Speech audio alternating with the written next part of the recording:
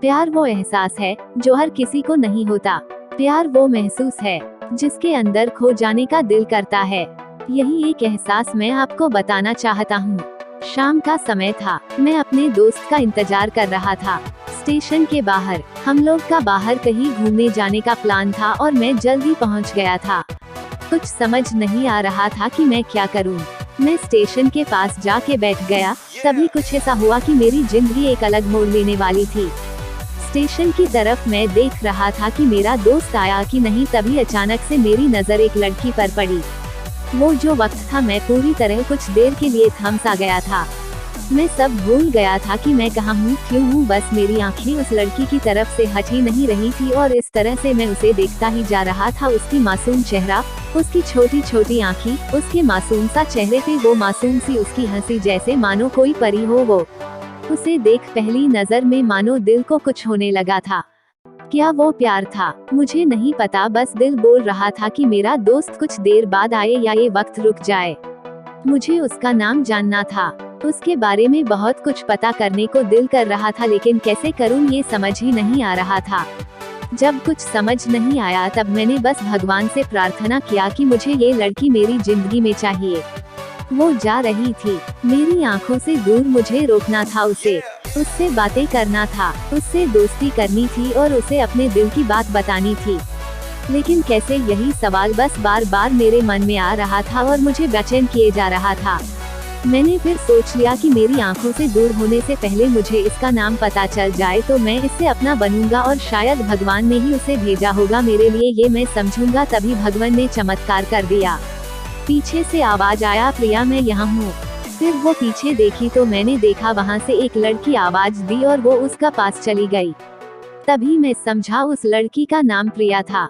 मैं खुश हो गया और उस लड़की को मन किया जाके धन्यवाद बोल दूं, क्योंकि उसी के वजह से मुझे उसका नाम पता चला। बस तभी मैंने ठान ली, अब उसे अपना बनाना है, उसे अपनी जिंदगी में लाना है।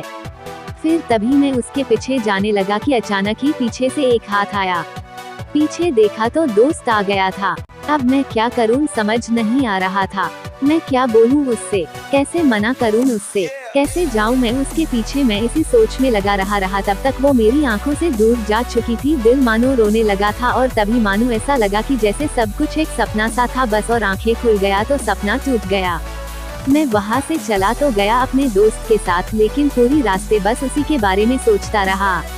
मानो मेरा दिल अब उसके ख्याल से निकलने को तैयार ही नहीं था। दूसरे दिन मैं कॉलेज लिए तैयार हो गया और मैं कॉलेज पहुंचा और बेंच पे जाकर बैठ गया। तभी दोस्त ने बुलाया और कहा, देख अपने कॉलेज में एक नई लड़की आई है।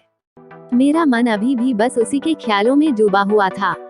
आंखों से उसका चेहरा मनोहट ही नहीं रहा था। वो बार बार मुझे आवाज दिए जा रही था। तभी मुझे गुस्सा आया और पीछे उससे बोलने जा ही रहा था कि मैं रुक सा गया। मेरी नजर मानो फिर से एक बार सपनों में चला गया। मैंने देखा कि वही थी। मानो जैसे मेरी खुशी का कोई ठिकाना नहीं रहा। मैं खुद को रोक ही नहीं पा रहा था और मेरे समझ में ही नहीं आ रहा था कि मैं क्या करूं, क्या बोलता। मैं बस जाके अपने दोस्त के गले लग गया और हंसने लगा। तभी पता चला वही वह नई लड़की थी जो कॉलेज में आज पहला दिन आई थी। मैं तो मानो हवा में उड़ने लगा। फिर मैंने एक दिन अपने दोस्त को बताया कि ऐसा ऐसा है। उसने कहा, जाके बोल दे उसे अपने दिल की बात। लेकिन मैं डरता था कि वो क्या कहेगी, क्या लगेगा उसे। यही सोच के मैं हमेशा रुक जाता था। मैं सोचने लगता था कि कहीं वो मेरी बातें सुन के मुझसे दूर न हो जाए। मैं उससे दूर नहीं होना चाहता था। मुझे ये एहसास हो गया था कि शायद वो भी मुझे पसंद करती थी, लेकिन वो कभी कुछ नहीं कहती थी। उससे लगता कि मेरे मन में उसके लिए कुछ नहीं है। लेकिन वो क्या जाने कि उसे पहली नजर में देख के ही मैंने उसे अपना दिल दे चुका था। दिन बीतते गए, हम लोग एक अच्छे दोस्त की तरह साथ रहते और बातें करते थे, लेकिन ना कभी मुझे हिम्मत हुआ उससे कुछ भी कहने का, ना और ही उसे। वक्त बीत गया और इस तरह हम लोग की पढ़ाई पूरी हो गई, लेकिन मेरे दिल में उसके के लिए अभी भी पहला और आखिरी प्यार था और शायद उसके लिए भी।